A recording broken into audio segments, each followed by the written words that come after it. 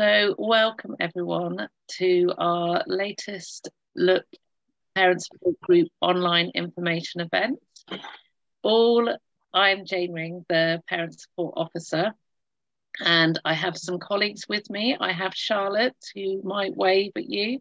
She is a Mentor Project Officer. So she looks after the mentoring partnerships, one of our team. And I also have Jo, who is she's not got her camera on, but she's our project assistant. There she is, she's waving at you too.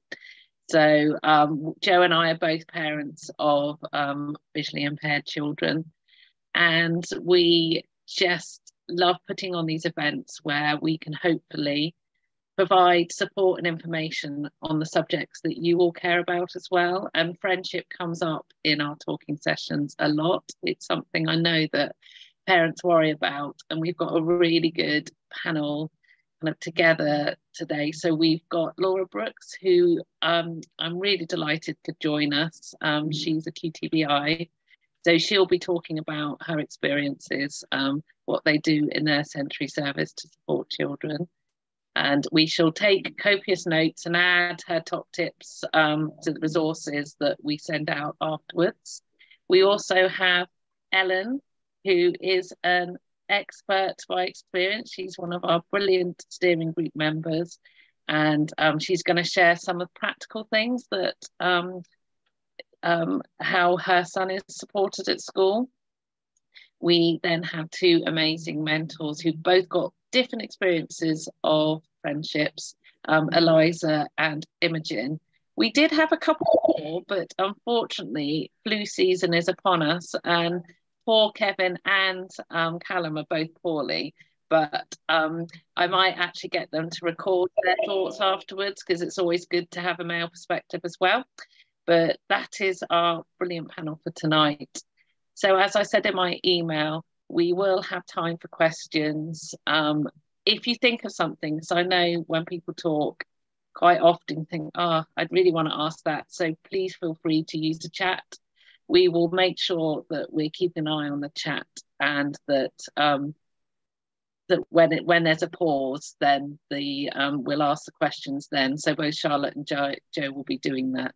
So how we'll run it this evening is that Laura and then Ellen will speak from their different perspectives. We'll have a pause for questions then, and then we'll hear from the two mentors.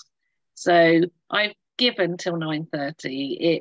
And I never know how long these meetings last, but feel free to interact with us and ask questions along the way. And I hope you find it really informative.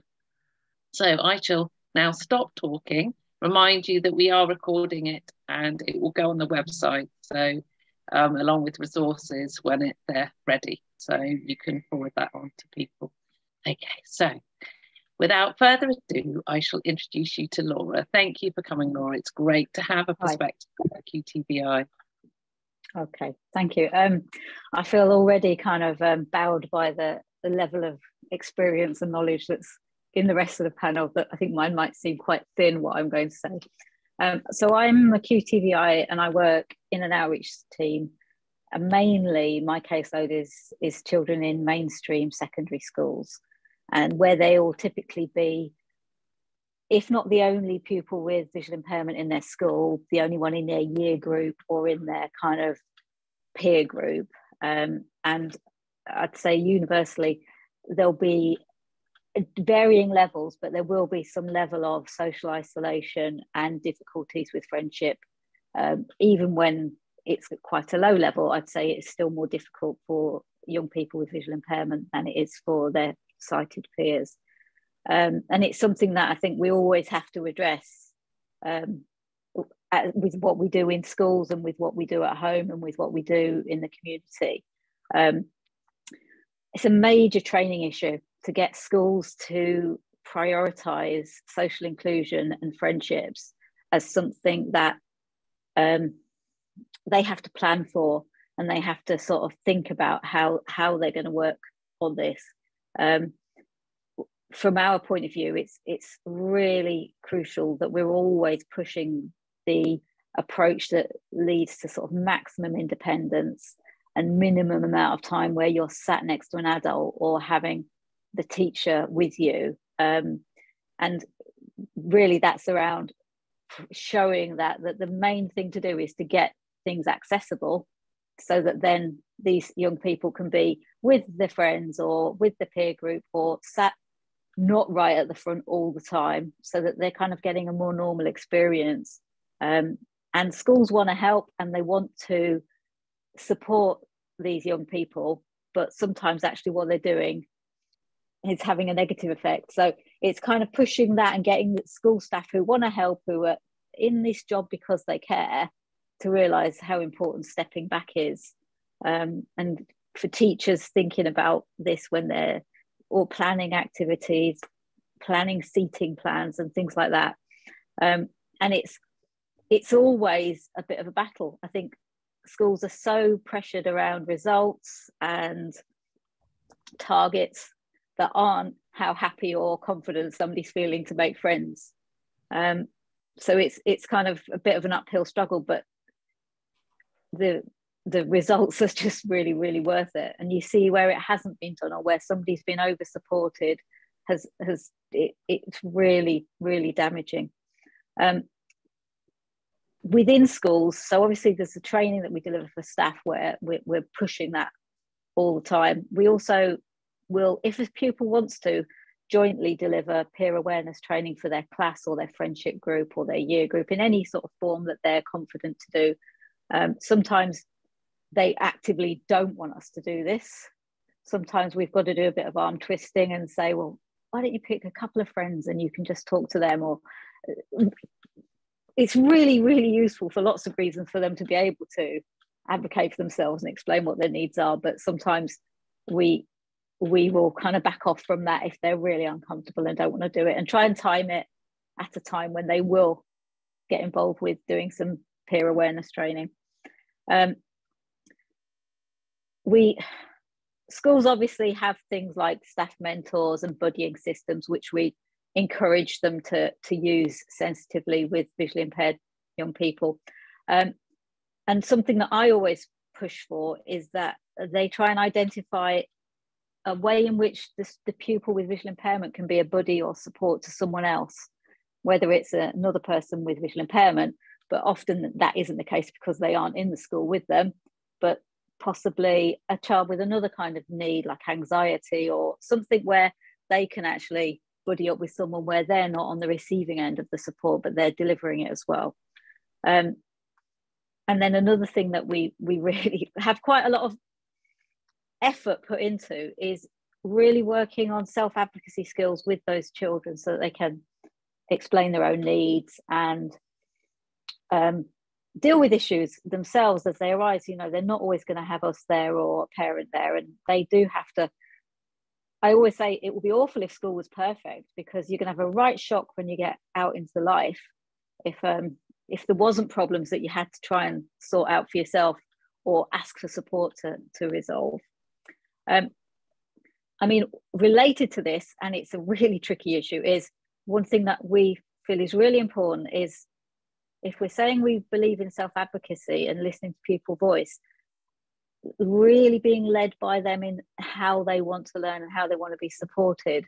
So this can be students that I think should be using Braille, not using Braille in certain lessons, or students using a smaller print size than they really, really should be doing because that's what they feel comfortable with. And I think that helps them to feel more confident if they're having some control over what they are seen by their peers using. Obviously, we would want them to feel comfortable and confident to use exactly the right thing for themselves at every time, but it's really important, I think, that we don't just sort of bulldoze them with this is what you have to do, because we all know when you're in a group of teenagers or with your friends, you don't always do what you would just comfortably do at home. You want to act in certain ways that make you feel better.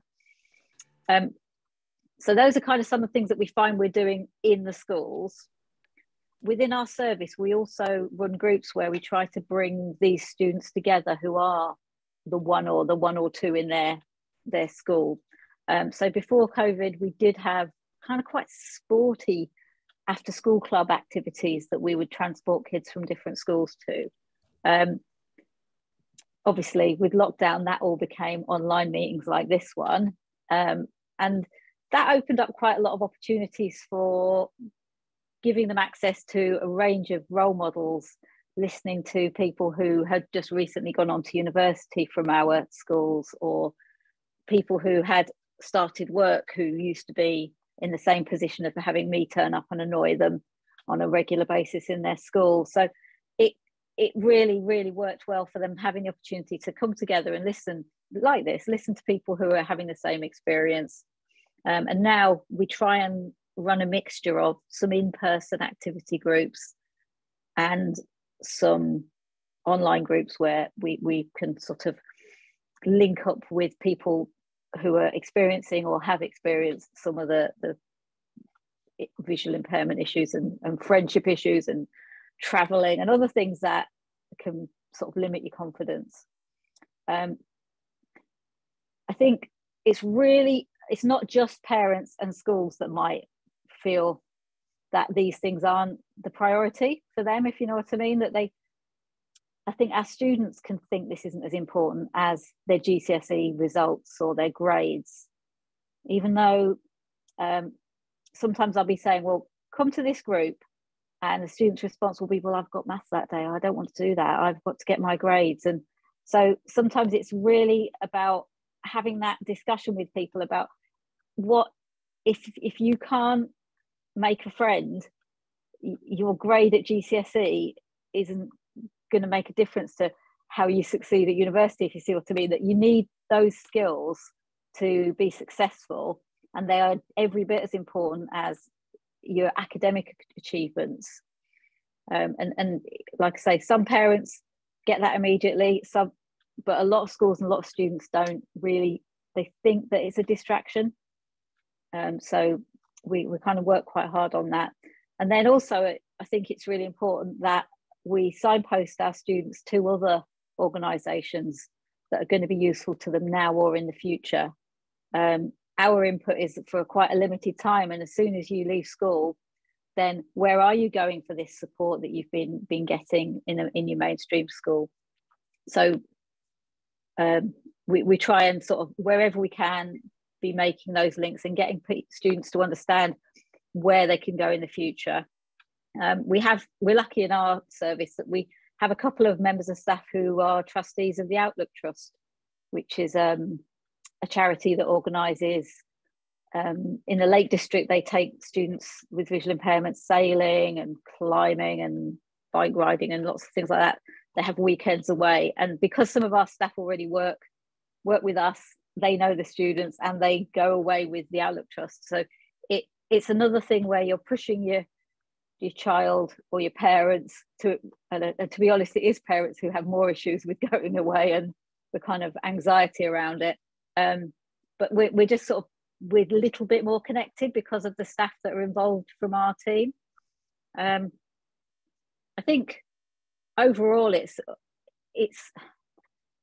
about, the way I view it is that it's about pushing your young person to do something that they're a little bit scared of, but that they are going to probably succeed at all the time, so that you're just getting that next step of, there's got to be some challenge in what they're making themselves do. They can't always have it safe and comfortable.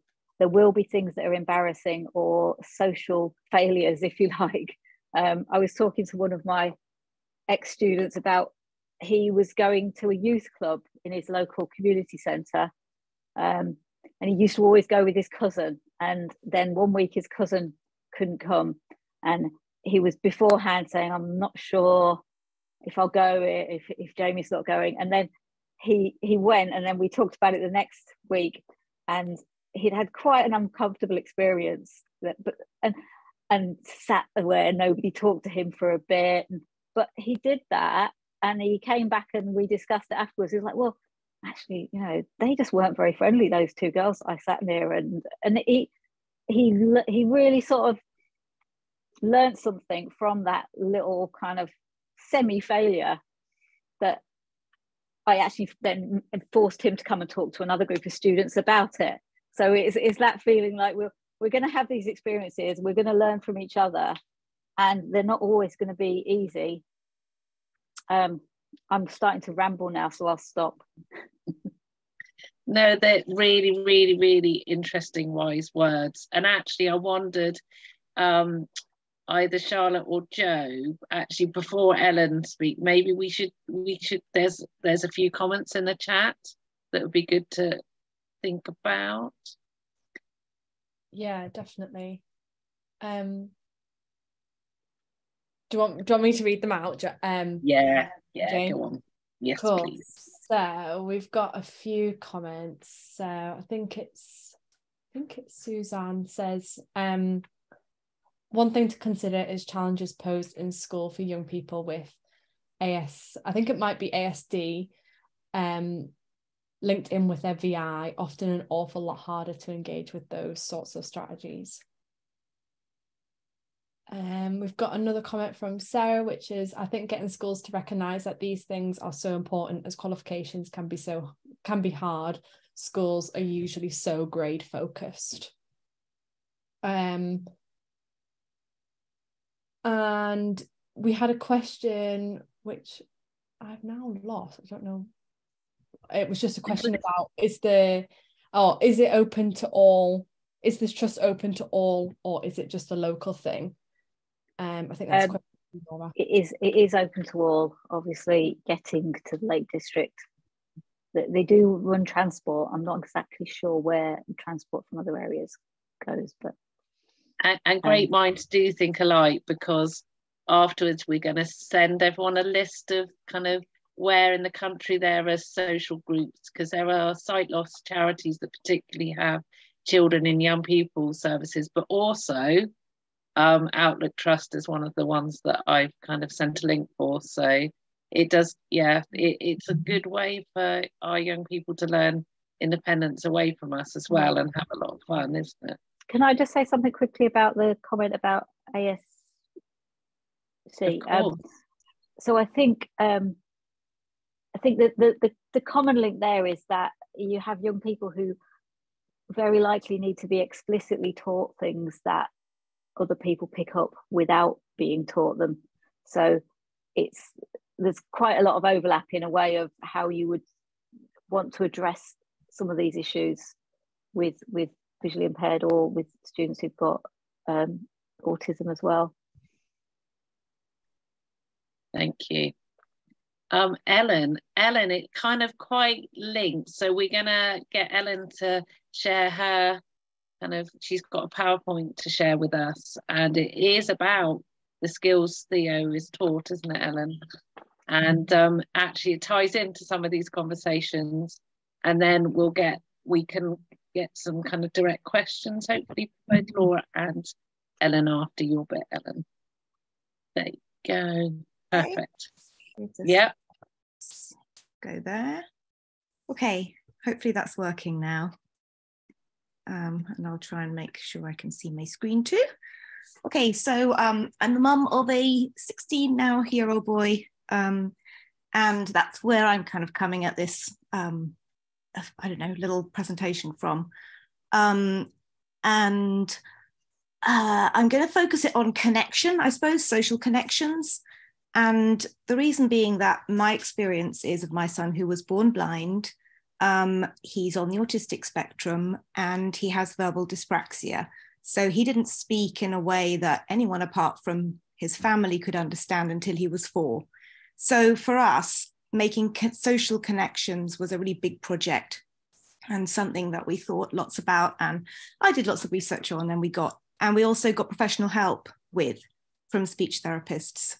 And that help has continued on through his schooling and through secondary school as well. So I'll share some of the strategies that speech therapists have advised as well for this. But I think it starts with connection, and that's why I've got this photo here. The other reason I like this photo is because it's a photo of 2 boys and they're standing facing each other, and it looks like they're in a playground. And the other reason I put that there is because I'm sighted. And so I've got my ideas about how connections might be made. But these two boys are visually impaired, blind, and they're making a connection. And I don't know if anyone can see from the photo how they're making that connection. But it's that one of the boys has got his foot just slightly overlapping the other boy's foot. And so they are connected and they're just having a chat. They're both having a snack in the playground, but the one foot overlapping the other one is their little connection there. And I think back to that photo sometimes because it reminds me that how I think the connection should be isn't always how it is for my son. So I want to just remember to be led by him and think about how it works for him and what his different ways of connecting positively are. But we all need friends. So I was just going to share some practical things that have helped for us with that. I started with environmental supports, and that's because sometimes I've been made to feel by institutions that my son has been in that it's his job to develop his skills to solve the problem of how difficult friendships can be.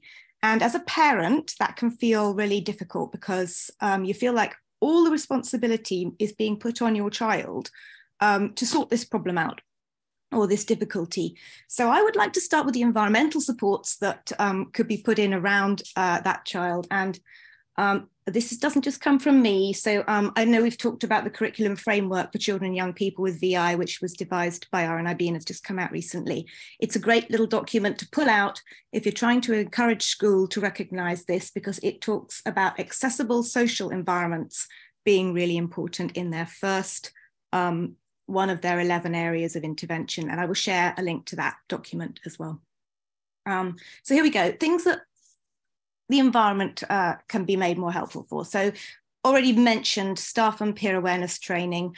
I think in terms of friendships, experiential can be helpful. And I know our speech therapist shares a photograph of a group of people playing beach cricket, and then just asks staff to think about how they would join that group as a sighted person, what they might do, what strategies they might use, and then to consider if they couldn't see, how that would be a barrier in terms of their strategies that they would normally use. And that's been really powerful in terms of staff really, being able to empathize a little bit more with how they can support then my son in lessons. The other big thing, apart from and the peer awareness training, I mean, you've already covered that a little bit. If I think my son has spoken sometimes, as he's got older, it's been helpful as well to have an older mentor come in and do that bit about the experience of being a blind individual. And that can be really nice because it takes the focus off him, but it just gives the other students an insight into how, a blind person isn't that difficult to talk to. So again, you could always get a mentor to come in and do that. The other big thing that's really helped is having spaces available that enable social connection in school. So a hectic, noisy playground where people might be connecting through playing basketball or playing ping pong or running around playing football or all those sorts of things, they don't work for somebody who can't see. Well, they never did work for my son. And he's always really, really worried about being hit by a ball or something and all those sorts of things. So having a quieter space available where he can spend time with other young people has really, really helped him. And we've worked with school to enable him to invite other young people into a quiet space that he has, that's his dedicated space in the school. And that's provided an environment where they can sit and fiddle around doing coding projects on their computers and also just chat generally. So working with school on a space is really important. You've talked a little bit about TAs already. I think it's really important if you've got social targets that you make sure the TAs are aware of them, that they see that supporting those targets is part of their role as well as supporting the access to the academic curriculum.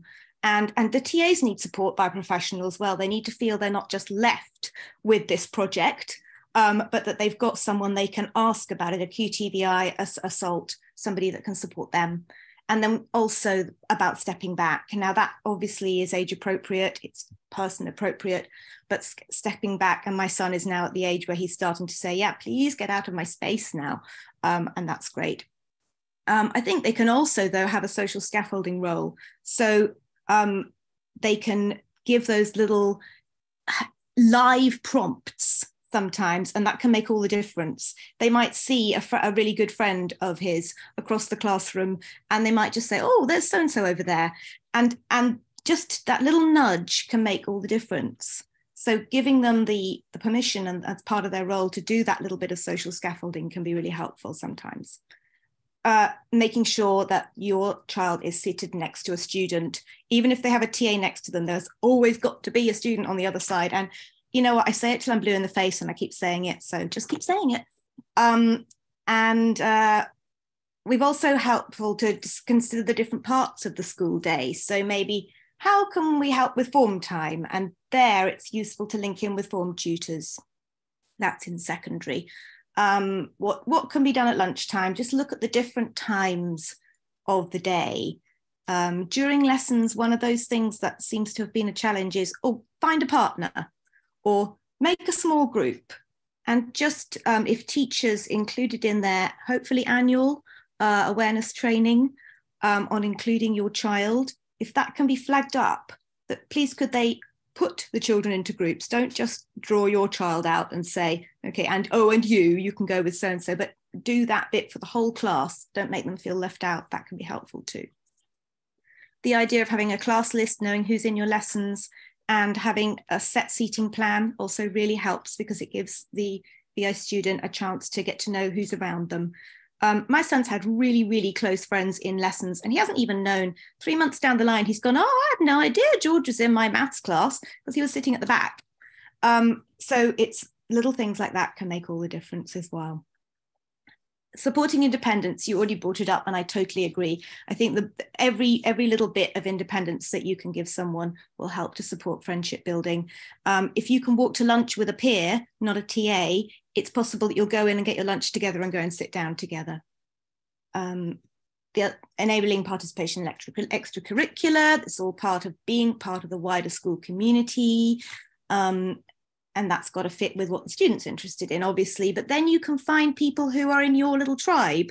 You can connect with them, and that's a really good basis for starting to develop friendships.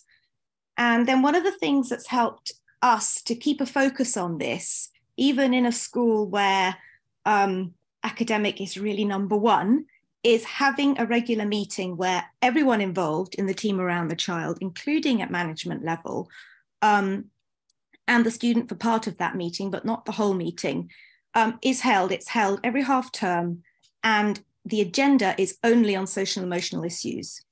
And that is really powerful because it makes everyone think about what they can do for that.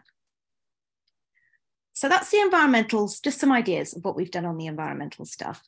Then there's looking at, well, what tools can you help your child develop to give them some tools around this. I put mobility skills first because I do think it really, really helps. It certainly has helped my son being able to move around school independently and obviously around the world independently in terms of becoming less socially isolated. It's already, Laura's said the bit about, this area is one that needs to be taught explicitly for somebody who hasn't got vision, because so many of these things are learnt through visual cues and feedback. So again, you need to be really explicit.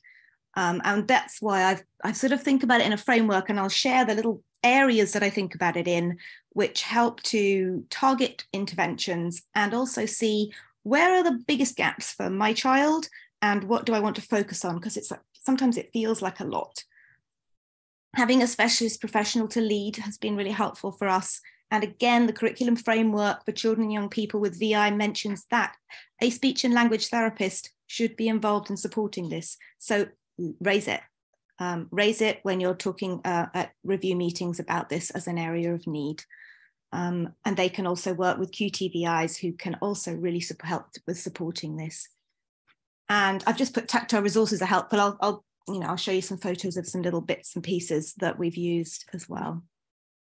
So the first area that I've broken down that kind of development of skills around this into is emotional development. That's looking at the concept of yourself in relation to others, understanding your feelings, all that sort of thing. And this is different at different ages. And also understanding that social interaction can be tiring. This is particularly the case for my son, and that he does need to have downtime in a quiet space for his own regulation, and then he can go back out and use to get going with the social interaction again. The other next area is actually that just communication. Now for us early on, that was verbal very much that we were focusing on, but also you've got to understand gestures. Here I am waving my hands in the air, but if you can't see that, you don't know that that's one way that people communicate. And the other ways with things like body language. If you are all closed up and your head is down and maybe your head's on the desk, he would often have his head on the desk, and then he was wondering why the teacher didn't pick him to answer a question. It was his body language. So posture is communication. We were given some really good advice by a totally blind, very successful adult. He's a very, very good communicator. And he said, I use my magnetism to get people's attention. And this really resonated with my son, because I was saying, well, I use my eye contact, how do you do it? And he just was really still. And he just said, I just sit still, I have my face up, and I just use my magnetism. And you know what? My son went off and tried it in restaurants and everything. It works every time, always gets the waiter's attention with his magnetism. So that's some communication stuff. Then there's social cognition. That's just basically understanding the social landscape, which is tricky. So, sometimes people say, oh, go with your friend or do this with your friend. And I know particularly when my son was younger, I think that concept of what is a friend was quite difficult. So we looked at the relationships around him. So there was him, and then there was his family, and then there was his close friends. And then, so we had to discuss that explicitly. Also thinking about emotions and being really explicit around that. We used role play and we used social stories to understand what was going on around socially, as well as really being explicit around social rules. And that's something that the TAs can really support with in class, where they can help in terms of giving an idea of what is the social landscape around you, what's happening right now. Social interaction, that's the next one. So that was the social landscape. Now, this is the bit that we probably often think is the only bit of this jigsaw, the social interaction bit. This is the skills used to initiate, maintain, and end interactions. They're verbal or non-verbal, it can be either. And then the ability to interact in varied contexts with varied partners. And that includes your participation in things, your body language, imitation, repairing communications. That's where a sort of conversation just grinds to a halt. What can you do at that point to get it restarted? And those are things that we would talk about, little ideas with a speech therapist. We would make sure his TA team know about those little ideas, and then they can prompt and he can have a go. And then we would review maybe at the end of the day. Oh, did you have a go at any of those things? And if I notice him doing that at home with other young people or just others, I'll say, oh, I loved how you did that. I noticed how you picked up on that person's, what they were talking about, and you asked them a question about it. And that really helped the conversation to carry on. And just doing those little bits of positive feedback do seem to have helped him to build his skills around this. Another one is for to just give him, to warn him really that sometimes he needs to be prepared to be the social initiator. Seems like quite a few sighted people are a little bit intimidated by the blind person sitting next to them. Oh, what do I say? So as the blind person, you might need to be prepared to just go for it. And you can work on little scripts for that. What might you say? What are some conversation starters? And having a little raft of those in your head and trying them out has been really helpful for us. He's also got this little thing of being a detective and finding out from somebody, what are your shared interests? What can I find out that we're both interested in? And like a little personal detective game. And often a dog is a good place to start because his buddy dog is obviously a good shared interest. So This is one of the little resources we used about conversations. It's Conversation Diamond, and it's just tactile. So it's thinking about the shape of a conversation, how it's got a start, a middly bit, and an end. And those bits can be of different sizes. So it might just be a really quick conversation in the corridor, in which case you might have just a start and an end. Hi, see you. And there's no middly bit, and just understanding how conversations can be different in that way and doing it tactilely has been really helpful. And then we can relate back, we can just verbally reflect back on that. And that's a little shared interests thing we made, a tactile Venn diagram, and then he'd put the shared interest that he'd identify in the middle, and then he'd think about how he might be able to use that in terms of keeping conversations going, or a conversation starter with a particular person. Now, these you can just have a look at later. There's some EHCP outcomes that are in his EHCP, just to give you some idea of the sorts of things we've put in there for his age and stage. You'll have your own things for your young person. And this is the document that's the framework that I mentioned. So you can use that link too. And we have long-term outcomes and we have short-term outcomes in our EHCP. Some people do, some people don't. But, you can see things like have the skills to communicate positively with peers in unstructured social situations. It's in there. It gets discussed at the review meetings. It just means it's part of the discussion and part of what school can also understand as being part of his education. So just some final thoughts on top interventions then for us, that have been for us. So having these regular direct sessions with a speech and language therapist leading have been really, really helpful for us. We don't have them very often. We might have maybe 2 every term, and that's not every term either, but even that has been really helpful. There's been dedicated time to think about this area. Joint working with the whole team, and then this half-termly meeting has been really helpful as well. Again, another meeting, but the weekly parental meetings that I have with the TAs, the SENCO and the key TVI, that's where we pick up things, that's where we keep things moving. Things don't become a big issue. We can pick up little things and we can just have a chat, and we can all think about how we can, from our different places where we're all working, we can work together on it. Starting from where the student is, identifying shared interests with other students, starting from their interests, and then the team developing a club for a small group of young people based on that interest, rather than trying to stick him into something else to build something around what his and his friends' interests appeared to be. So this was kind of computing stuff with Theo. Developing an understanding of social and cultural reference points. What does that mean? That just means trying as a parent to help him understand at different ages, what are they talking about when they talk about Minecraft? All those sorts of things. Or if there's a really popular film, then trying to watch it at home with audio description, or just trying to help him be a bit more plugged in to whatever the references are of his peers around him.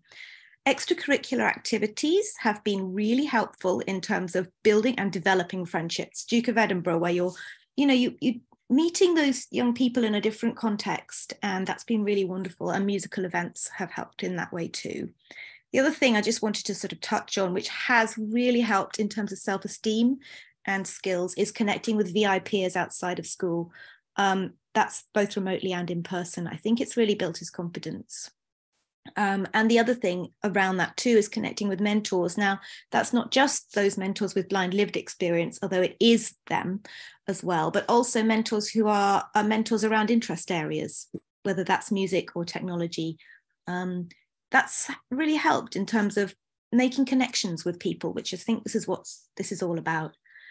Positive self-esteem as a parent, helping to develop your young person's positive self-esteem any way that works for them. That might be a sport, a hobby, whatever it is that works for them. I often feel quite powerless in this area, in the friendship area, and I feel like, oh, what can I do some days? And just thinking to myself, okay, well, what I can do is help with the self-esteem bit. That helps me too. And thinking also about connecting with people positively. It doesn't have to be peers in school. And if at the moment peers in school is really difficult, then looking at how you can connect with other people positively and fostering those kind of positive connections, all that will build up skills and confidence in this area. And then I think I just wanted to say, to remember to look after yourself, because it can be really tough sometimes, this area as a parent. It can be really emotionally hard, and coming to groups like this can be really helpful. But yeah, just remember that, and give yourself a little bit of looking after in this area too. And my last bit is just, sometimes you're just the safe harbor, and that's what you can do. And that can be a really big intervention for your child if they just need to come home and they just need to have a safe harbor to regroup and just have some downtime from it all. That's really important too, I think. Thank you, Ellen. You had, there's some comments about how amazing these resources are. So they are. So thank you so much. And one thing I was reflecting on, because we've just had half term, and Chloe has one real friend from her mainstream school that she still meets up with, and her mum and I were talking. They actually went to town this holiday, which was amazing, but we walked behind them, and then they made their way to a cafe, and then we left them, and 2 hours later, this is the first time this has ever happened, we met up again, but they didn't need our support. It was amazing.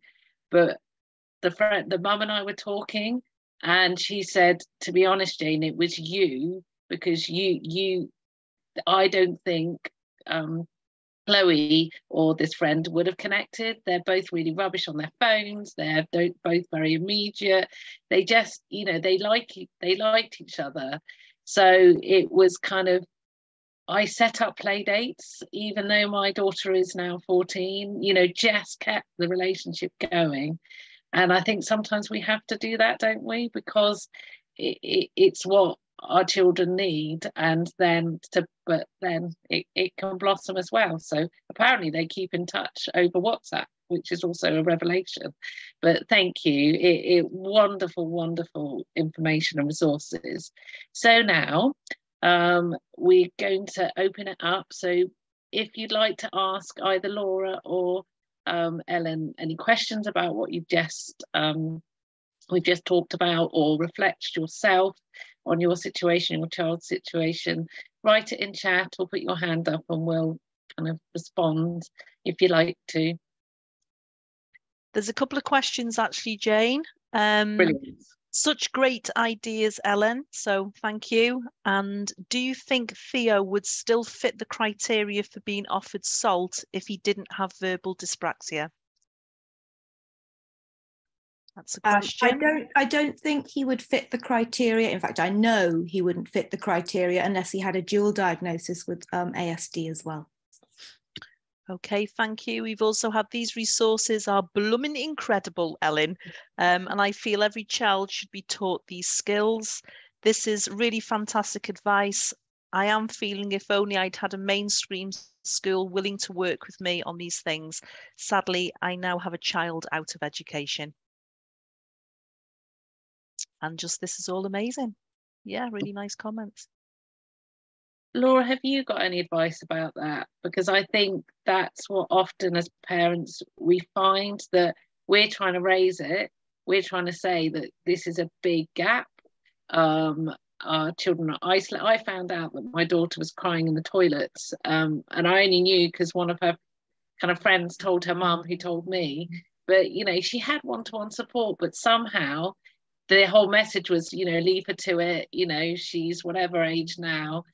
But our kids just can't, they can't find their friends at break. They can't, communicate in the same way. They don't know how to instigate. And sometimes I think, in terms of what Ellen was saying about cultural references, their friends suddenly leap forward as well in terms of kind of maturity and things that they're interested in. So, yeah, have you got any reflection? Wise words for us? Probably not wise words, no. I think it's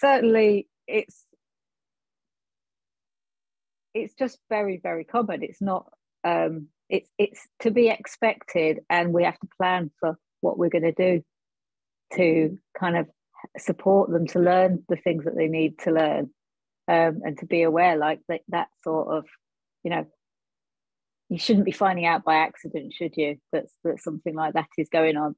So whether it's a regular key worker mentor that checks in with them at school, or as you said, sort of the level of training and skills of the TA, which, you know, isn't always there or isn't always consistently there.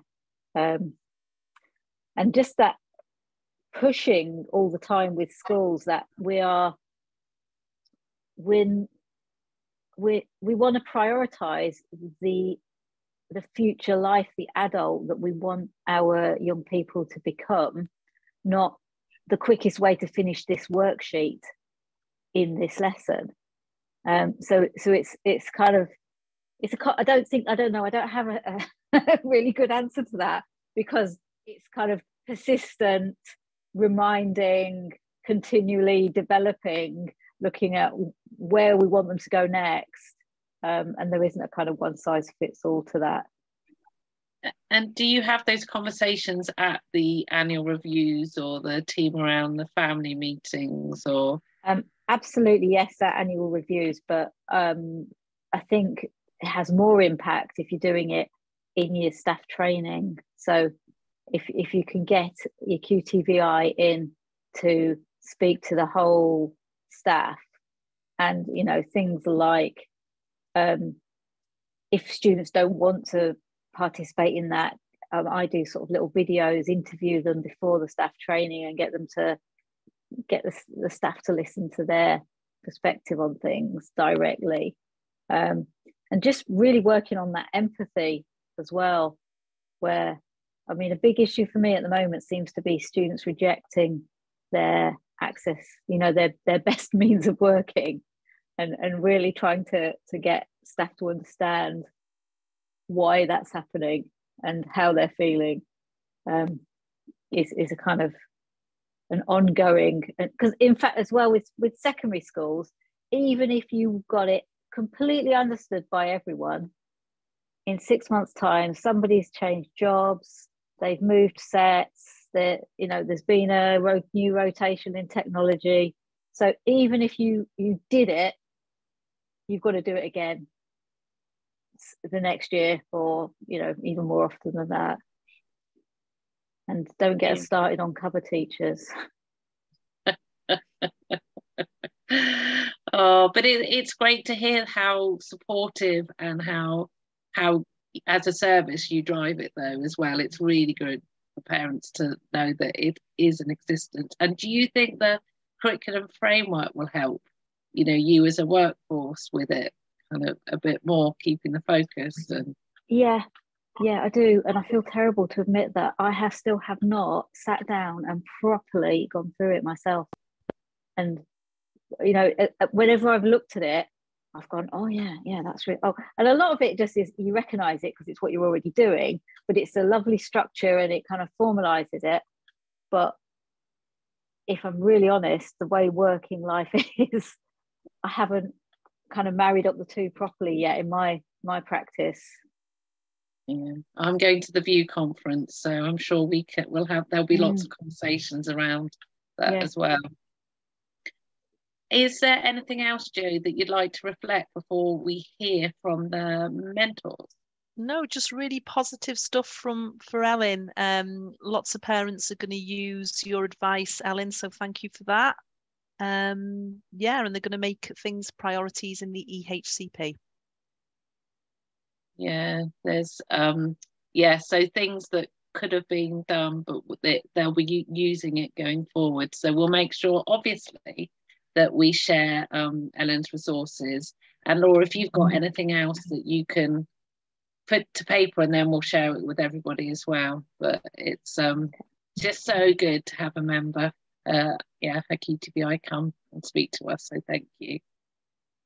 Jane, Anthea put a question about recommendations for moving to a mainstream education, but maybe that's going to be dealt with a bit by the mentors as well. I don't know, because that Laura might be able to answer that. I don't know. What would you recommend when moving to a mainstream further education establishment? I suppose it's the same things. It depends where you're going and what the support there looks like as well. So the further education settings that we have in our locality, we would do broadly similar things as we would do at a transition within school years, but then step back considerably more. And I think there is less input and less support from QTVIs in further education settings. Some colleges in some areas have a QTVI based in the college, but a lot of them don't. And the kind of level of awareness and experience and expertise, I think, the main thing that we do is around the annual review for transition and initial training and advice. And then there isn't that much input from our team in further education. Sadly, there should be, but there isn't the capacity to do it. So Nick, I've just seen, have you seen that next message, Jo? Yeah, I was just about to say, what about for someone who has missed out totally through mainstream and isn't going to further education? Where do they get help? Is that question to me? I don't know who would ever want to, who wants to answer that one. Answer that one. Nikki's question. I guess, would it be things like the outlet, places where, I don't know, for socializing with peers? It depends. Yeah. Nikki, do you want to say any more? You might not want to, but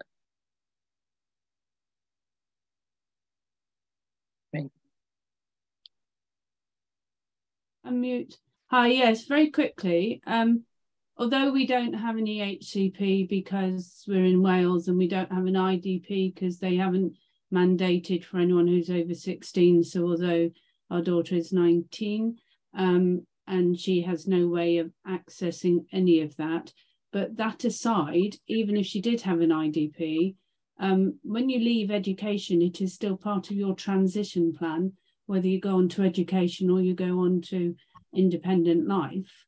And it's about that still, that transition is still held through QTVI school and all of those things. So it needs to be thought of what happens then, doesn't it? If that young person still needs that support, where is that coming from, and how can that be informed to the family and to anyone else who is supporting them? Yeah. I don't know if a habilitation worker at that point would ever cover some of those areas. Ours only does mobility. They don't cover anything else here, but that may differ in different areas. Yeah, and I guess it's finding out locally, because I know that when we thought about this before, when Chloe was really struggling, she found a youth club that was for kind of children of different, kind of up to 25 of different disabilities, but that was somewhere where she didn't feel she felt she could be herself. So, but I know you live quite remotely, don't you, Nikki? So that's not always easy to find either. No, we've got direct payments. So Rihanna is getting the ability to travel a little bit of different distance, but obviously with having ME, that restricts that. But it's more the fact that nobody seems to know. Her social worker doesn't know, no one else. There just seems to be a lack of that. I don't think anyone's really thought of it, particularly. As you say, there's still a lot of us where this hasn't happened during education. So we're talking about it because so many people want to know. But I think there's then that situation of where it's either not quite hit the mark, or in our situation, whereas it hasn't hit the mark at all. What then? Because they're then going into, the wider world without those skills, and where are they going to get those skills, help to get those skills, I suppose. It's a gap that we can raise, Nikki, definitely. We've got it, Sarah and Imogen. Imogen is one of our amazing mentors with their hands up. Sarah, would you like to go first? I was just going to say that we're in the position where we have speech therapy at the moment, but my son is not going to be provided with it. He's 20. Moving forward through his EHC plan to do with actually the placement he's moving to, but it's the same thing. But anyway, we are pursuing through our GP a referral for speech therapy. Now, whether or not Nikki's daughter Rihanna would qualify for that or not, I don't know, but it might be another avenue just to at least ask if you haven't tried it yet, Nikki. Thank you. Yes, thank you. For our son, yes, because he's autistic, although he's just passed his driving test today. Sorry. Brilliant. But no, she doesn't come under speech and therapy, speech and language, because that's something that she's actually quite good at. In terms of speaking, it's communication, two-way communication, and all of the things that Ellen was sort of running through, that, you know, she can say all the right words but has no way of communicating that way in a two-way. She can monologue very well, but has no cues of how to sort of match all of those other things. So it's about how to do that for, you know, for an older young person, I guess. And who would do that? Just to say that speech therapy obviously doesn't need to be just about the way that you speak. It can be more about your ability to socially speak, because my son can pronounce words perfectly well. He can monologue, he can have a one-to-one conversation with an adult about his chosen interests. So I don't know if we're going to be successful either, but I don't know, maybe it's worth a punt. Yeah, we'll try, but as you will be aware now, with 20 being at 20, is they just get thrown out of the children's sort of paediatrician and all of those sort of services and sort of in our part of the world into a black hole. That's our problem, and we need to find it. I just wanted to highlight it rather than grumble about our situation, that actually everything that we're saying is relevant, but I also think future-proofing the EHCP so that when they leave education, there is still some pathway to getting that sort of support. And as you say, if it's a gap, it's one that needs to be highlighted. But also, if you have somewhere, you're lucky enough to be in an area where there is support, it's not forgetting to keep that support in place, you know, moving forward. Thank you. So we've had some advice from Sacha. So hopefully, Sacha, you can answer it in the chat as well, because I'm very aware that Imogen's had her hand up. Imogen, what wise words have you got to add? I don't know if I'd call them wise, but basically I can relate based on the ASD side of things, and on, you know, what happens after you leave secondary school, because we found that we had so much support in secondary school. When I went into college or uni, unless we really fought for it, it didn't happen overnight. Kind of when I was there, I was lucky because I've had the same rehabilitation officer in terms of, you know, training me how to use my cane, even what word to use, since I was 4. She took it upon herself to train me and orientate me around the site, because they just weren't putting in the funding in terms of council, because I was going across boroughs.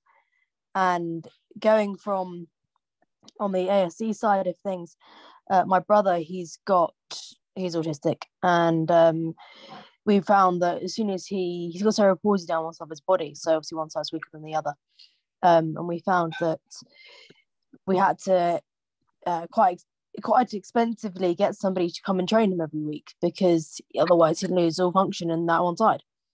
And now he's brilliant, and he does, you know, lifting weights and everything else like that. But I find there's definitely a gap, and it is a struggle, because you're kind of under the impression it's almost like councils and boroughs decide that when you're no longer in school, your issue is no longer an issue, which isn't true, because oddly enough, the issue that we've got is with us for life.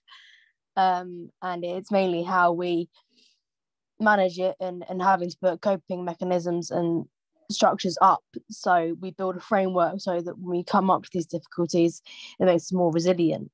When I was training around colleges and stuff, I had the support team build a tactile map for me that I could trace along my finger in order to get orientated around, so I can then kind of picture it in my mind as I was walking around. Then I'd feel the corresponding piece of paper which had the tactile markings on them. They used felt, or they used graph paper, which you can get on the RNIB, that raised up when you put pressure to it. So that I found those really, really helpful, and they were quite they weren't expensive at all to get a hold of, and it's just simple tools like that which I found made a real difference. Brilliant. You're such a star. So if everyone's happy, I don't know if there's been any other questions, Jo, before we move on.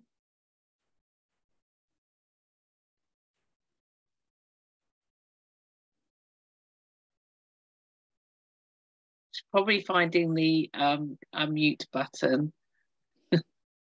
Yeah, so thank you very much, Laura and Ellen, for your bit. I know you're staying on for a while, and we're now going to move to the two amazing mentors with their lived experience. Both Eliza and Imogen are relatively new mentors. So Eliza's just started a degree, so you haven't got a mentee yet, have you? But you're kind of well into the Look family and have agreed to come and share your experiences.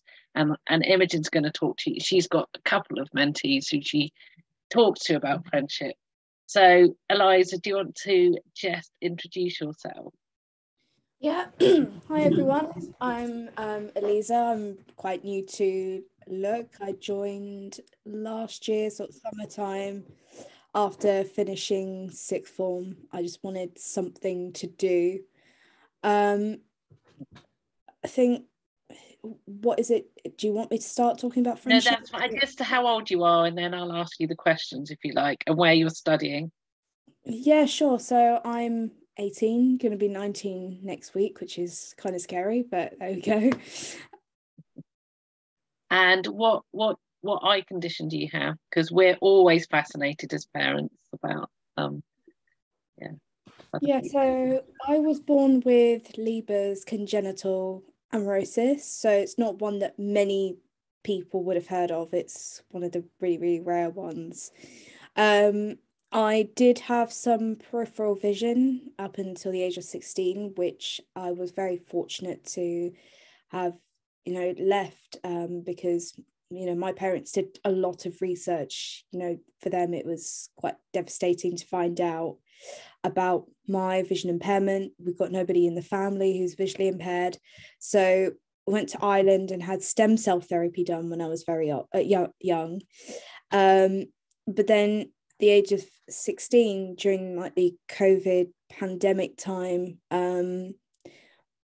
my vision started to become very blurry. So the little bit of peripheral vision I did have, it's, kind of gone away. And I only sort of now have light perception, and I see these flashing firework sort of lights. It's very hard to explain to somebody who doesn't see them, but apparently it does happen to people with retinal conditions and whose sight does deteriorate over time. So you started a degree course. Where are you studying, and what are you studying? So I've started at Brunel, and I'm doing a bachelor's in English and creative writing. Brilliant. With a foundation year. Brilliant. Honestly, it's so lovely that you wanted to come and chat to us. So I have got some questions just because it's a bit easier. So my first one is, how easy did you find making friends as you were growing up? I'd say that with friends, I did have two really good girlfriends in primary school who, they never treated me as if I were different. You know, they would hold hands with me and we'd go play like any normal child. And I used to take things out in the playground. For example, I used to have those scented pens that you can get off of R&IB.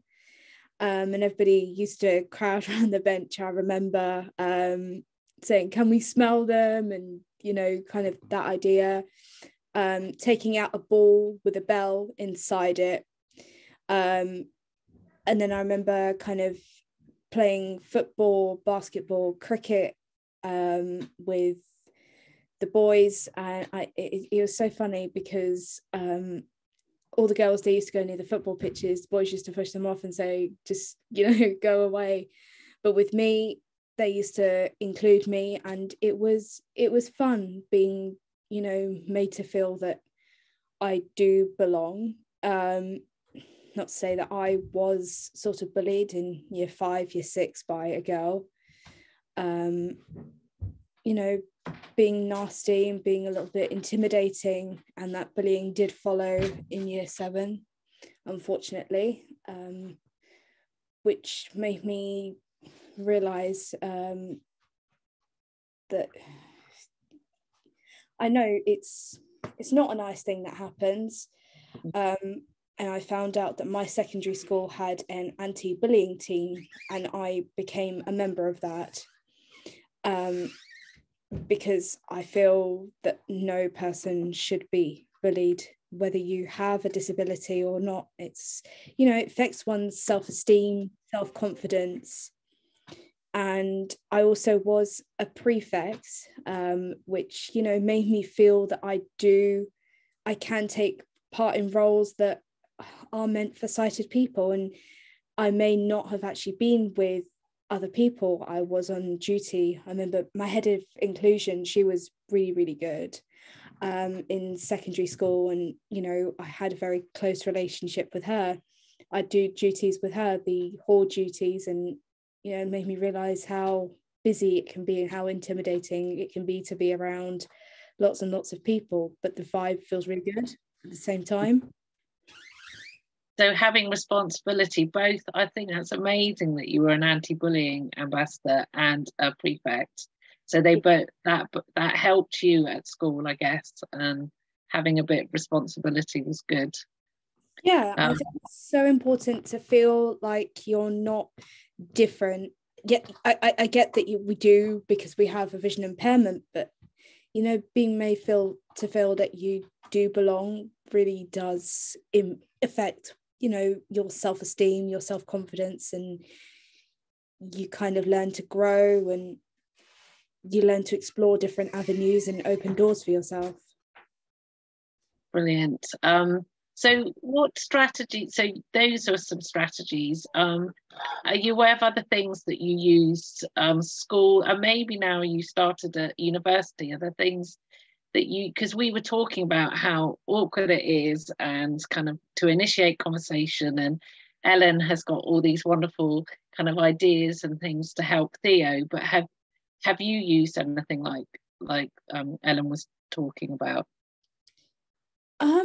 Not particularly. I remember when you start school at the beginning of every year, from primary to secondary, you do a whole introductory assembly, and I'm sure many people who are listening right now might agree, where you kind of do an introduction of, say, who you are, what you do, and you kind of give them a bit of an insight into the equipment. So you kind of show them how to use a cane, how to do sighted guide,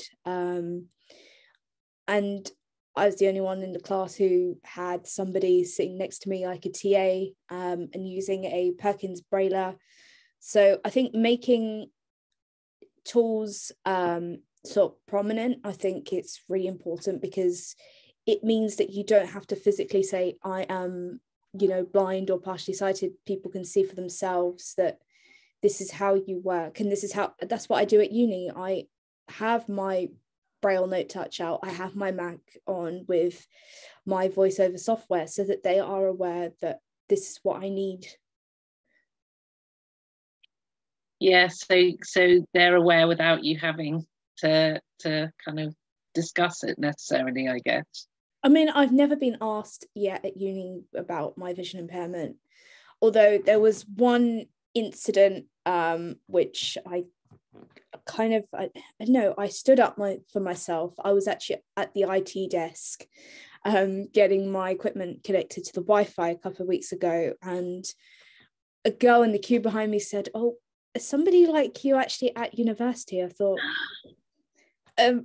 just because I am visually impaired doesn't mean that I can't have an access to an education. You know, it makes me no different, because I think a perception that a lot of the able-bodied community has is that when you have any sort of disability, you're supposed to be locked away, segregated, you don't fit in with mainstream society, and you basically don't have a life in very, very dull terms. And I think being able to go into a mainstream environment like a university, like a college, it kind of opens the eyes of people who aren't disabled.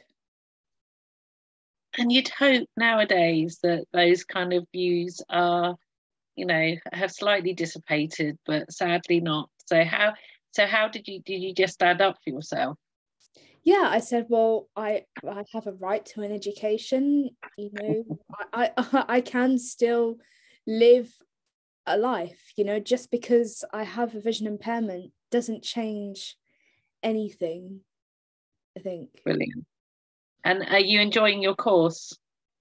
Yeah, I am. Obviously, I've had a few accessibility issues along the way. And again, it comes down to, I don't know if this would help with this support group in any way, but when you move into university, you lose the EHCP plan that you have at school. So it's all starting from scratch to put all your needs down via DSA, having that 2-hour-long assessment, and then doing the same thing at uni. Whereas if you have that one support plan, you know exactly what's on that plan. You don't have to redo everything from scratch.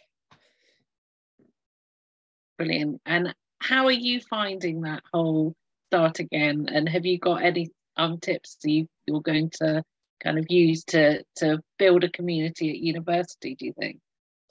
I think starting from scratch has taught me that I need to be able to advocate a lot more for myself. I know I still need the support, because I think when you do have a disability of any sort, you do have parts of you that are vulnerable and you need that help. But also it allows you to grow and allows you to express your needs. And I think I picked up a lot from listening to QTVIs over the years of my annual review meetings. I've picked up a lot of strategies they use to help me to advocate, and I feel like some of those strategies could have been applied to university, but sadly they weren't. Well, do you know what, like a lot of the people that we meet through Look, I'm sure that your experiences you'll use to change things for others in the future. We had last time we had a chat, it was exam provision, and one of the mentors, Lara, kind of just said, I've changed things for future BI students who go to Oxford. So, every struggle becomes kind of somebody out, you're paving the way for other people, aren't you? But anybody would be lucky to have you as a friend. Someone's just put, could you share some self-advocacy strategies via email? Would that be possible? Yes, so that would be amazing, because it's just good to that it's amazing that you stood up for yourself. So thank you. And hopefully Jess, being part of the mentor team, you're building a new community as well, which is fantastic.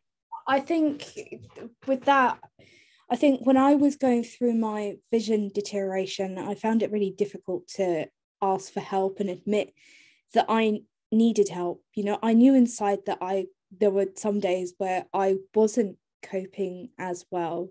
I think through mentoring, I want to be able to help people who were in my situation. I don't want them to go through that darkness that I did, in a way, even though I had real good support networks around me. Well, Jess coming and talking to us and hearing how you were bullied, but you've overcome that, and all the things that you've done is amazing. So thank you.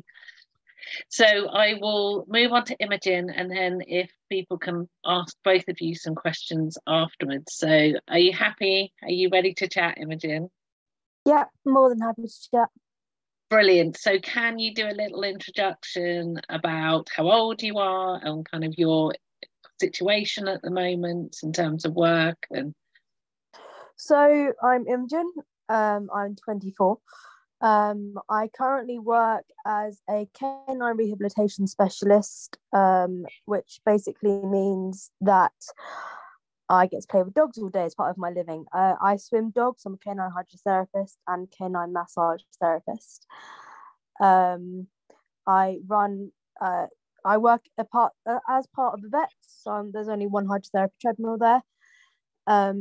And I manage about 60 cases a week, so it's quite intense. But I love what I do. I really, really enjoy it. I've got my eye condition is retinopathy of prematurity. I was born at 24 weeks. I am the third disabled child in my household, all of which my older brothers have disabilities, but none of which are connected. And they've all got individual disabilities. Yeah, really, I suppose that's about it. I've got, well, technically a buddy dog. It's not that by term. She's a mental wellness dog. She's an ESA dog. Her name is Purdy. She comes with me absolutely everywhere, including work. And I suppose she's got more separation anxiety from the other, me or her. But she's a brilliant dog, and I love her to pieces. So yeah. Brilliant. I'm going to share with everyone a photograph of Purdy. She's very cute after the session. So I've got my questions then. So the first one is, how easy did you find making friends as you were growing up? So making friends was always a struggle for me personally. I was in primary school, I probably had one friend. In secondary school, kind of upgraded to two. And I didn't like big crowds. I didn't like loud noises. I very much kept myself to myself. I mean, don't get me wrong, the school did try to get me friends, but the more they tried, the more I wasn't really for it. And basically my vision is I've got minimal to no vision in my left eye and about 20% remaining in my right. And it's been like that more or less my whole life. But so basically finding friends when they all look identical wearing the same school uniform was very much a challenge. And when it was suggested that they wear red sashes on them to help me indicate them in the playground, it wasn't really a forthcoming motive which my classmates wanted to adopt. Let's just say it like that. They didn't want to do it. So it's kind of like a forced buddy system, which I really struggled with. Because a lot of they'd often pick, my class would often, well, the teachers often pick the most outgoing kids to kind of help me boost my confidence, and I could see from that point of view. However, I didn't want, the outgoing were too loud and too noisy. However, that did all change when I got to college and found I've got very interested in animals, and I really wanted to be a vet when I was younger. My grandfather founded Atmore Vets. It was like a company. I couldn't also be a vet. I couldn't see. It's kind of a bit of a plot hole in my veterinary discovery. You can't see to put needles in or veins in. So I went on, did an animal management course, which I absolutely loved. I lived in assisted living on halls on site, and it was a lot better. And I did find friends, and we all lived together. So we had to kind of become quite close quite quickly. And we did, and there still remains to be my best friends. There's about 5 of us, me included, and it was really, really nice. Going from there on to university, because I've got a degree in canine therapy, I found the halls experience different than to one I had previously. It wasn't fantastic. It did get better towards the end of my 3 years. I was bullied in my first year in halls, and I often didn't tell family members about it, because obviously uni is very much hyped up when you're younger that it's the best time of your years, and for me it wasn't. I luckily in that respect, when I was being bullied, lockdown happened, so I got to come home, and that kind of worked out pretty well. And obviously when the school well, uni even, I didn't even tell them. They weren't even, well, they became aware when they noticed it. And they were like, well, what do you want to do with the case? Do you want to go through disciplinary action? And I said, well, you could do, but that means if you go through it, I've also got to go through it because I've got to make it fair. And I was like, I don't want to do that. I just want this person to kind of back off. But this person didn't like the fact that I couldn't see. I think she was jealous of it, which sounds really strange, but I don't think she liked because I had a lot of equipment because of my vision, so I needed access and stuff, and she didn't, and she was normal labelled and everything, and nothing was wrong, but that was her issue, not mine. So yeah, lockdown happened, and now I work full time, and work have been very accommodating with my needs. They don't like it when I leave the screen zoomed in times 400 on the magnification software. They get a bit like, I can't see the screen. I was like, why? It's not big enough. So then I have to teach them how to get it back into what they view to be normal mode. And all the fact that I leave my speech software on, and they scares them to death because it starts chatting to them about the screen. They don't know quite what's going on. But yeah. It sounds like you kind of cope with life as well with sense of humour, which maybe we all need. So do you think that's a strategy? I've been told that a lot. So you use what other strategies do you use? I use humour. Yeah, so I obviously, call it coping mechanism or whatever you want to call it. I use humour as a form of, as an outlet, because obviously, like, being visually impaired and everything can be a little bit kind of like people automatically, well, I don't know, but some people have the perception of, as it was said previous, that if you're visually impaired or have a disability, you can't do anything, or like suddenly your life is badder than everybody else's. And that is not the case. Life, I believe, is what you make out to be. And I couldn't be a vet, for example. That did get me down, but I'm, now loving my job. I picked a speciality of mine, one hydrotherapy and one massage therapy, both of which are very tactile occupations. And, I did extremely well in my massage course because my senses are heightened. My sense of touch, I can feel muscle fibers, which other people can't. I can, know about compressions and feel the tissue in the muscle decreasing before anybody else, because my senses are heightened. And particularly within hydrotherapy, when a dog, for reference, hydrotherapy is where I put a dog in a pool and I hold on to them and they swim, or in an underwater treadmill in this case, which is basically just a glass tank. I'm lucky in the fact that the operations of that tank, one, it's all large print. Two, each one of them has coloured borders around the individual thing I'm changing. And three, it's all push buttons. So it's all tactile, which I find immensely helpful as I'm running it. And a lot of my clients and patients, so to speak, don't know I can't see because I don't bring it up. And all of they see is my sheets at a large print, obviously it's size 28 font. But apart from that, they don't know. Other coping mechanisms, so to speak, I use music quite a lot. If I have something to distract me, I'm a lot easier to work with. I also found that walking, I don't know if you get this, but you have a lot of teenagers who walk around with the headphones in at full volume and don't listen at all to the road and the environment around them. I found bone conducting headphones by Aftershock a brilliant way to combat that, because it leaves your ear canals free, but you can still listen to music, so it's a more safe alternative.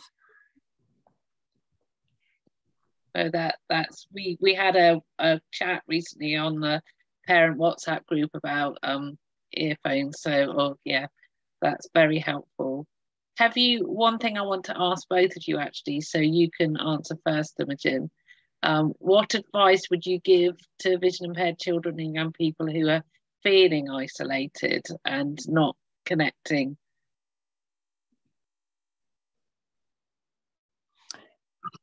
If children are feeling isolated and struggling to connect, I would first look at what they're interested in, and then I would see if, for example, I wanted to start crocheting at school, and I really struggled. Obviously, the practical element of crocheting, you know, it helps when you need sight. So it was kind of brought up in my tutor base, not necessarily but as, you know, potential task for people to do, because one, it's quite a relaxing hobby, it's a therapeutic one, and it's achieved accomplishment. And so they end up setting up groups and just picking interests with groups, and be it gaming or coding is a similar aspect, because quite often if you're interested in, you know, one thing, be it gaming, there's going to be a lot of people who have quite similar interests. And yeah, at times it can be like you feel like you're the only one with that interest, but that is so not the case. Like, there's, you know, 7 billion people out there, and within that you've got schools, and within that there are loads of people you've got similar interests to you, because obviously you're at that life stage where you have a similar interest. Brilliant, thank you. And Eliza, have you got anything else to add to that? I think following on from Imogen's point, I think if you can't find any support in the school, you know, as tough as that sounds, I think the most important thing is to get involved with, you know, charities and societies who do social events like Lurk or RSBC, who do a lot of events like that, and you get to meet people of your own you know, needs. And I think through that, if you kind of talk about the issues that you're having, you can get advice and maybe apply those strategies when you're in a mainstream environment. Brilliant, thank you. And have either of you got any top tips for parents? Because I don't know, we haven't asked how your parents supported you with this, but Eliza, you can go first. So have you got things that you can reflect on that your parents helped you, or you would advise us as parents? I think don't limit your child on what they can and can't do. So that's what I loved about my parents. They never said no to anything, because, you know, you're not going to know until you find out, you know, even if it's a dangerous sport, say. And as hard as this sounds, like, if you fall down, you're not going to know what it's like to do something. So always try it, even when it seems impossible, because you can always adapt. Thank you. Well, I know Ellen's son Theo was going down black ski runs this half term, so I think you're right, kind of being able to let our children go and experience things that they really want is important. Imogen, have you got tips for parents?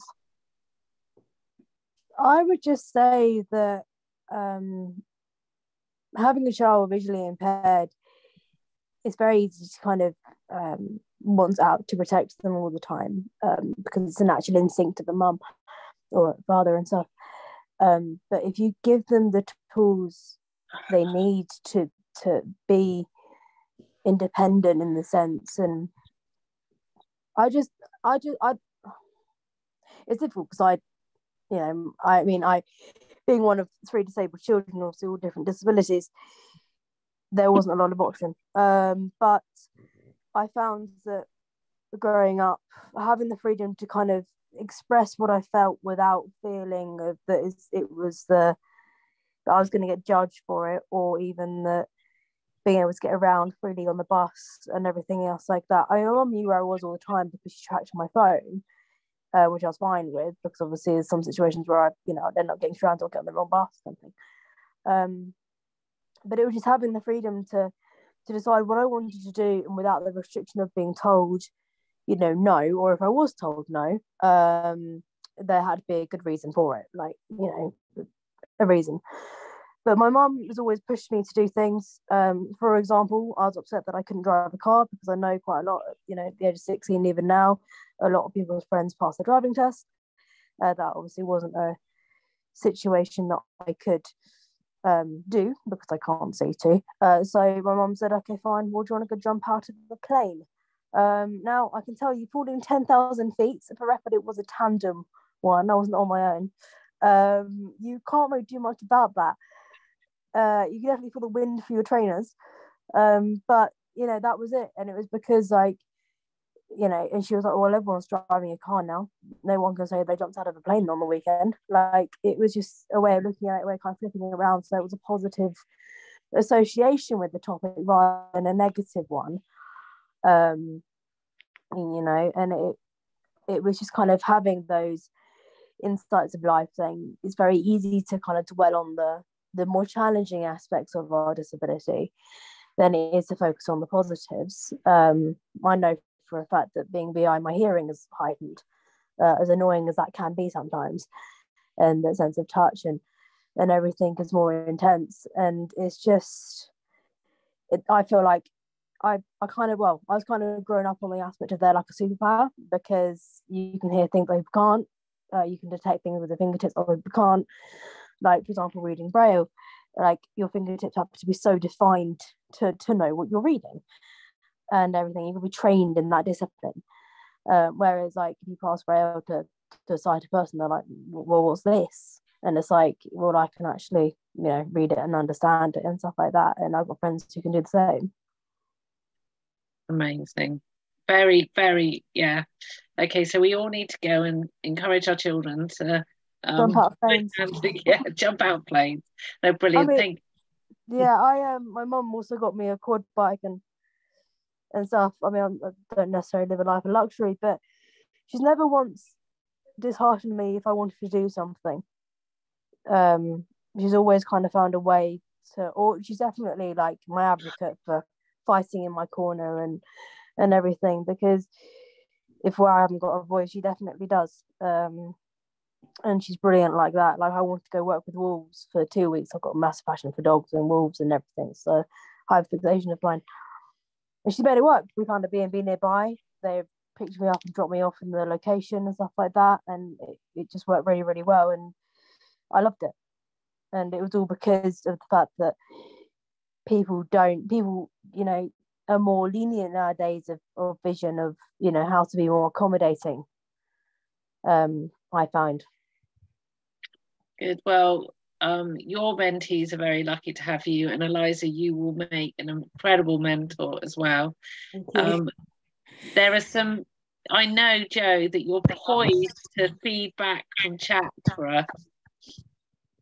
Yeah, I've just had a look. Sarah's asked a question for Imogen. How do you manage to get an emotional support dog?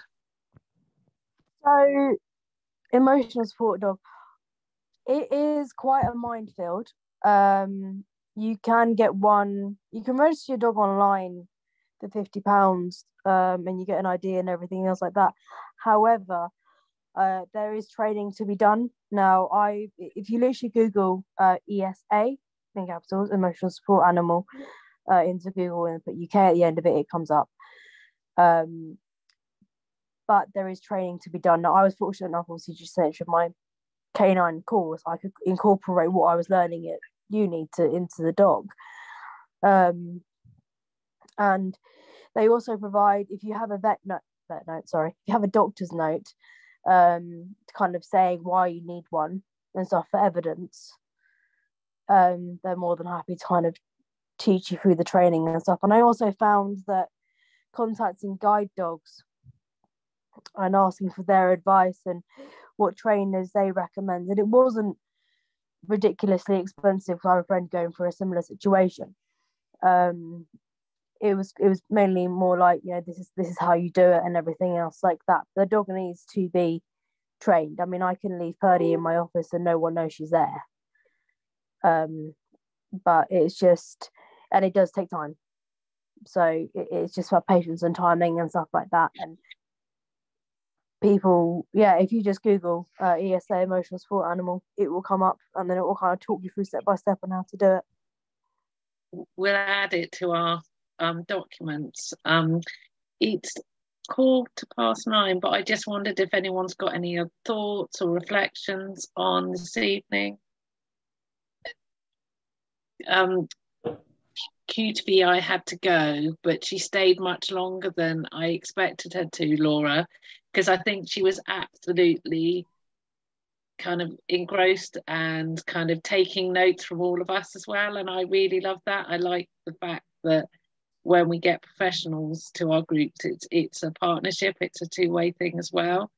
So I always take a lot of comfort from that. So I will make sure that I follow up with her and thank her and see if she can actually share some of the things she was talking about, like put them in down on paper. Have you got any other thoughts, Ellen? Put you on the spot again. You are so brilliant. Everyone wants your resources. No, it's great to hear from the mentors and to just hear their experiences. Really, really helpful. So thanks to them, really. Yeah, you got lots of very, very appreciative comments in the chat, Lisa and Imogen. So thank you. Anything else? We probably it's such a big topic, but what I'm going to do is share the list, and it's probably not an exhaustive list, but of where our children can meet up and socialise with groups across the country, including the national groups. Look itself has got our Look Fest, which is in the summer, so we've not released like the ticketing yet, but I will let you all know because you're my inner circle as soon as they go on sale. So I think we'll have like early birds for our families. So that is very good. And we've also got Jamie's Farm opportunity. So if you've got any of your young people, there is a cost, but it's this amazing week where 8 young people get to spend a week on a farm with mentors, 4 mentors. And it's about friendship and bonding and working the farm, and it is really, really amazing. So I'm going to share that information. And for those who don't know about Victor has got an extensive list of activities that you can get involved with, both as family but also your young people as they get older. So they do activities up to 29. So actually there's, if you've got a 20-year-old or a 19-year-old who would like to go off and spend time with other young people with visual impairment and do that, is another avenue as well. Charlotte M, have you got any other thoughts? No, I think you've covered everything that I was going to say.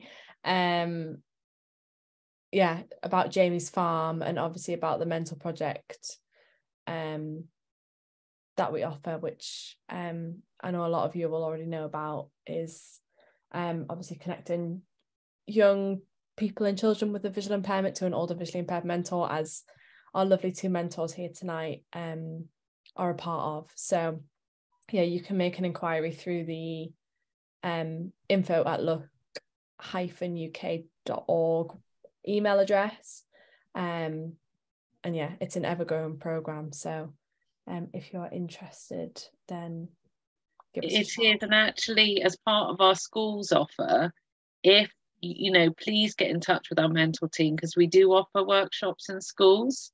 Yeah, and it is a really positive way of kind of this peer awareness and inclusion, and your child will be involved as much or as little as what, and it will be led by them. So it is, it's another way of getting, kind of holding the microscope up to schools and saying, come on, we need to make sure that you're including our children properly. It was really great to hear from just how she endorsed what we all thought as well. So that's good. So hopefully she will share that with me, and I can share it all with you. So I will be sending out some documents later this week. But thank you all for participating, and please add anything before we go if there's any other final thoughts. There's lots of praise. Somebody said that I have an EHCP meeting tomorrow morning, and I've now some very helpful materials. So yeah, brilliant. Ellen, I think we should always have an expert parent in our sessions, because actually I think that's why we set this group up, isn't it? Because as parents, we are the ones that come up with some of the, you know, solutions sometimes. And yeah, professionals are very busy, but we've always got time for each other. So, and I can let you all know that our next talking session, which you're all welcome to come to, is on March the 14th. And it will just be a come and say how things are. And I will be here, and so will Joe. Joe, would you like to say anything? No, I'm just looking at the chat, Jane. Yeah. Just Kim said, I think it just reflects what everyone's thinking. Thank you so much all. Such a great session, and the mentors are inspiring.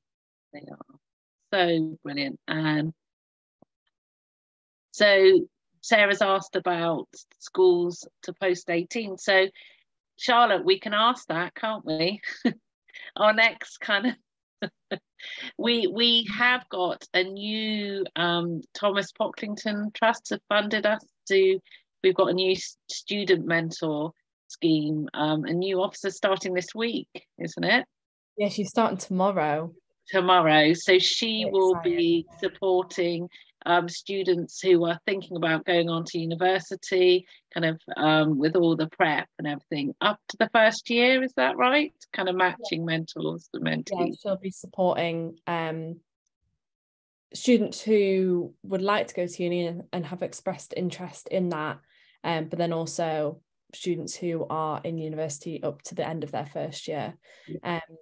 So we currently do offer a uni mentoring channel as part of the mentoring project, but we really wanted to grow that, so that is why we have a new staff member starting tomorrow. But also on like the non-uni topic, we have run quite recently, we ran a workshop at a college in Manchester, and that was focusing on self-advocacy, what is available, you know, not just university, but focusing on like work experience, placements, you know, the work-life balance.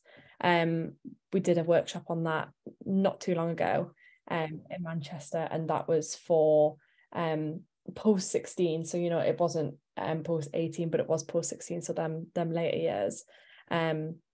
But yeah, that was more like of a general overview and not just uni focused. So yeah, we have done a few workshops like that. But yeah, we have new staff members starting tomorrow who will be focusing on the more of the uni aspect. So I need to just thank you very much. Thank Ellen and Imogen and Lisa, if you're still here. Is she gone now? Yeah, just because it was amazing. What brilliant kind of input you've given, and hopefully see some of you on March the 13th, 14th. It's definitely the 14th. It's a Tuesday. Have a really good evening, and yeah, see you all soon.